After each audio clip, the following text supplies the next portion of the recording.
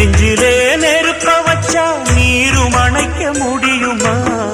கண்ணிலே முள்ளு தைச்சா இமயம் மூட முடியுமா? பாரத கதையும் கூட பழியில் முடிஞ்ச காவியந்தான். இருப்பதும் இறப்பதும் அந்த இயற்கையோட கையில, இருப்பதும் இறப்பதும் அந்த இயற்கையோட கையில. நான் மறைஞ்ச பின்னும் நிலைப்பது என் உயிர் எழுதும் கதையில.